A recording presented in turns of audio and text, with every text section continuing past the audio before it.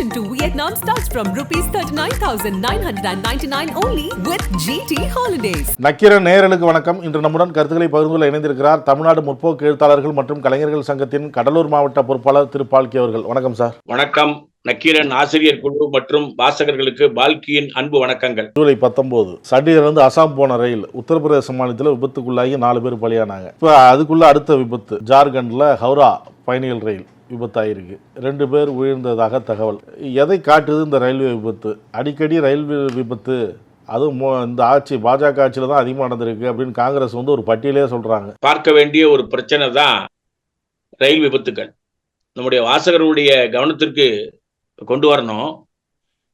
அரியலூர் சைடில் ஏற்பட்ட விபத்து நம்முடைய வரலாற்றில் பார்க்கும்போது விபத்து நடந்த ஒரு 5-6 மணி நேரத்துக்குள்ள பார்த்தீங்கன்னு சொன்னா அமைச்சர்கள் உட்பட நேரா அந்த இடத்துக்கு போய் பார்க்கறது, அந்த மீட்பு பணியை சுறுசுறுப்பா செய்யறது, இது நடந்துகிட்டு இருந்தது. குற்றமே அந்த அமைச்சர் மேல இல்லை என்றாலும் கூட நான் பொறுப்பேற்று ராஜினாமா செய்கிறேன் என்று இந்த நாட்டினுடைய பிரதமர் லால் பகதூர் சாஸ்திரி நமக்கு ஒரு பெரிய எடுத்துக்காட்டா விபத்து வரும்போது நமக்கு ஒரு நல்ல அரசியல் சிந்தனையை உருவாக்கினார். இது எது வரைக்கும் நீடிச்சதுன்னு சொன்னா, லல்லு பிரசாத் யாதவ் ரயில்வே அமைச்சராக இருக்கின்ற போது வரை ஒரு விபத்து நடந்தா அங்க துயர் துடைக்கும் பணிக்கு போகக்கூடிய ஏற்பாடுகள் இந்த அரசாங்கம் காட்டுகின்ற அக்கறை வேகமா இருக்கு. நீங்க சரியா கேள்வியில சொன்னது மாதிரி இந்த நின்றுகிட்டு இருந்த ஒரு ஏரியாவில் உள்ள கண்டெய்னர் ட்ரெயின் மேல மேற்கு வங்கத்தில் ஒரு பெரிய ட்ரெயின், பேசஞ்சர்ஸ் ட்ரெயின் இல்ல, எக்ஸ்பிரஸ் ட்ரெயின் ஆக்சிடென்ட் ஆகி காலை 5:43 ஆகிற அந்த செய்தி சிக்னல் டிபார்ட்மெண்ட் எவ்வளவு மோசமா இருந்ததுன்னா 6:10 வரைக்கும் பக்கத்துல உள்ள கல்கத்தாவுடைய பிரதானமான இடங்களுக்கே போய் சேரல. நான் ஏற்கனவே சொன்னது, விபத்துக்கு மீட்பு பணி காட்டின அக்கறை. சிக்னல் டிபார்ட்மெண்ட்டுக்கு விபத்து நடந்த சப்ஜெக்ட சொல்றதுக்கே பாத்தீங்கன்னா 28 நிமிஷம் கடந்து போயிருக்கு. இது பிஜேபி ஆட்சிக்கு வந்த பிறகு ரயில்வே அமைச்சரா இப்ப மோடி பொறுப்பேற்று இருக்கக்கூடிய அந்த 3வது 3.0ல இவருக்கு பெரிய பாராட்டு பத்திரம் இந்த ரயில்வே அமைச்சர் வைஷ்ணவுக்கு கொடுக்குறான். ஆனா வைஷ்ணவ் செய்த அக்கறையின்மை என்னன்றத பட்டியலிட்டு ஆங்கில பத்திரிகைகள்ல முகத்திரையை கிழிச்சிருக்காங்கன்னே சொல்லலாம். 4 1 நாம பேசிக்கிட்டு இருக்கிற நேரத்திலேயே ஒரு விபத்து நடந்தா அந்த விபத்திற்கான காரணம் என்ன? விமான விபத்து நடந்தா இந்த கருப்பு பெட்டியை தேடுவாங்க. அதுபோல ரயில் விபத்து நடந்தா அந்த மீட்புக்குன்னு ஒரு டீம் இருக்கும், அந்த டீமுக்குன்னு சில வாகனங்கள் இருக்கும், அதுல உள்ள டீம் போய் அந்த இடத்துல போய் நின்று இறங்கி அந்த வேலையை செய்வாங்க. ஆனா இவர் பொறுப்பேற்ற பிறகு மேற்கு வங்கத்துல நடந்த 2 விபத்துலையும் நம்ம ஹைவேஸ் ரோட்ல பஸ் ஆக்சிடென்ட் ஆனா டிராபிக் ஓகே பண்ணி பஸ் அனுப்புவாங்க பாருங்க. அது மாதிரி அந்த இடத்துல இருக்கக்கூடிய பாதிக்கப்பட்ட மக்களுக்கு உதவி செய்வதை விட டிராக்க ரெடி பண்ணி டிராக்ல பேசஞ்சர்ஸோ இல்லாட்டி குட்ஸோ போறதுக்கான ஏற்பாடு மட்டும் இந்த அரசாங்கம் வேகமா செய்யுது, பொறுப்பற்று செய்யுது. வேகமா செய்யுதுன்றது பாராட்டுக்குரியதுன்னு நம்ம நினைச்சிடக்கூடாது. அது எதுக்காகன்னு சொன்னா, இந்த உயிர்களை பற்றி கவலைப்படாத போக்கு. சரி, இது ஏன் இந்த ஆட்சியில் இந்த மாதிரி நடக்குது அப்படின்ற ஒரு கேள்வி கேட்கும்போது, நீங்க நம்ம ஏற்கனவே நம்ம நக்கீரன் பேட்டியில சொன்ன மாதிரி இந்தியாவில் உருவாக்கப்பட்ட ஒரு தொழில்நுட்ப கருவி தான் இந்த கவாச். அது 4 ஆண்டுகளுக்குள் இத்தனை கிலோமீட்டர் ரயில் பயணங்களில் இருக்கக்கூடிய டிராக்ல நம்ம பொருத்தணும்னு முடிவு. நான் சொல்றது மோடி 1.0ல, மோடி 2.0ல வரைக்கும் இவங்க என்ன செஞ்சிருக்காங்கன்றத சிஐஜி ரிப்போர்ட் கொண்டு வந்திருக்கான். சிஐஜி ரிப்போர்ட் என்ன சுட்டி காட்டியிருக்கான்னு சொன்னா, பிரதானமான பகுதிகளில் குறிப்பா கேரளாவில் ஷொர்ணூர்ல நடந்த விபத்தை போய் முதல் ஆய்வு பண்றாங்க சிஐஜி குரூப். 2017-18 நடந்த ஷொர்ணூர்ல நடந்த மிகப்பெரிய டீரெயில்மெண்ட். இந்த டீரெயில்மெண்ட்ன்றது டிராக்ல இருந்து கீழே சரியறது.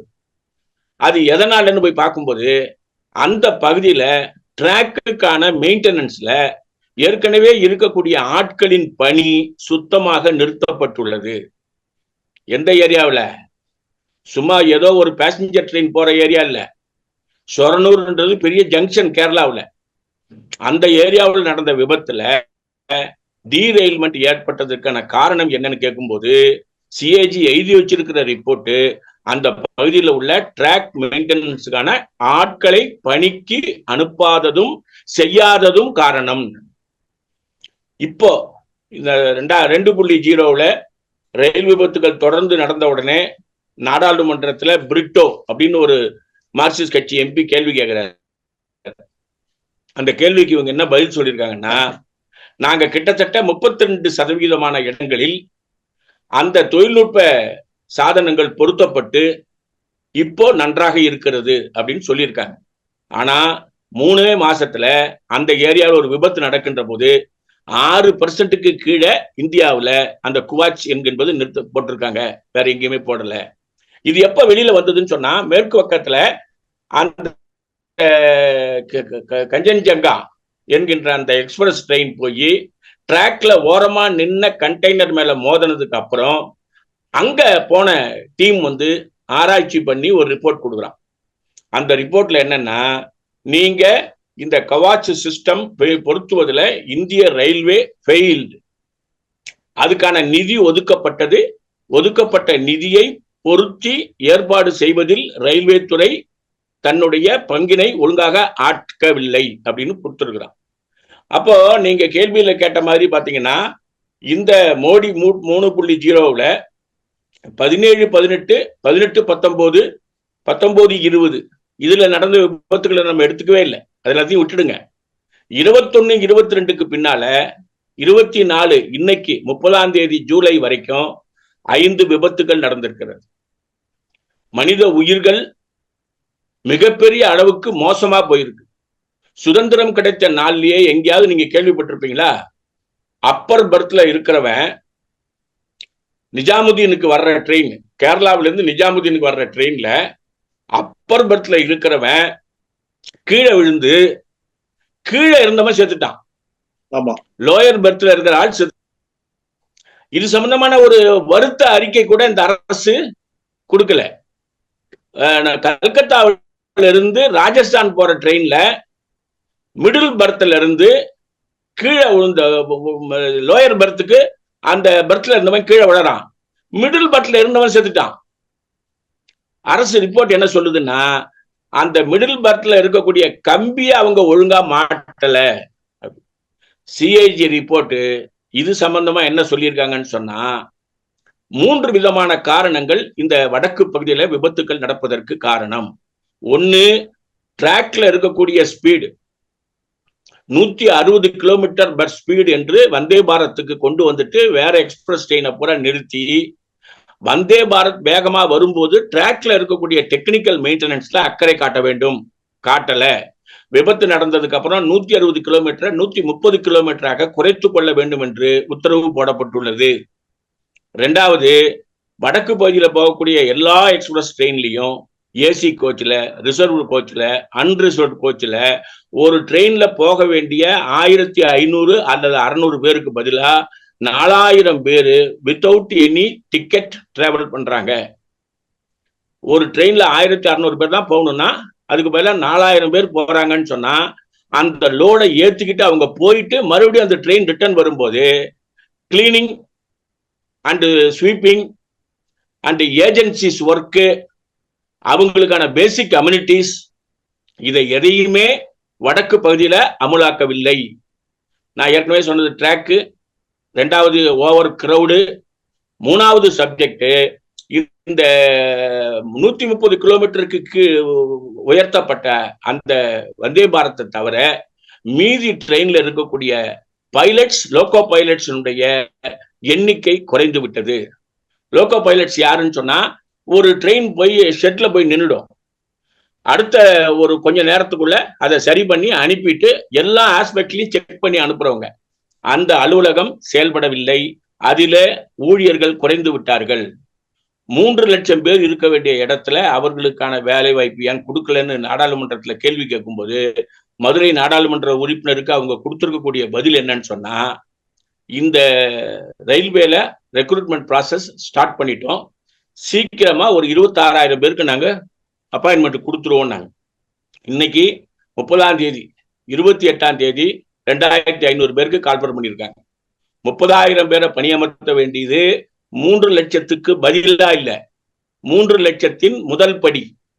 அந்த 30,000 பேருக்கு பதிலா 2,500 பேரை கொடுக்கறதுன்றது ஆட்களை வேலைக்கு எடுப்பதில் உள்ள கோளாறு, தொழில்நுட்பத்தை பராமரிப்பதில் உள்ள கோளாறு. இந்த விஷயத்தில் அக்கறை காட்ட வேண்டிய அமைச்சர் அந்த பணிகளை செய்யாமல் இருப்பது மோசமான விஷயம். அப்போ ஏற்கனவே ரயில்வே சிஏஜி ரிப்போர்ட்ல சொன்னது மாதிரி மிகப்பெரிய அளவுக்கு சம்பாதிச்சு வந்த குட்ஸ் டிரான்ஸ்போர்ட்ல வருமானத்தை இழந்திருக்கிறோம்.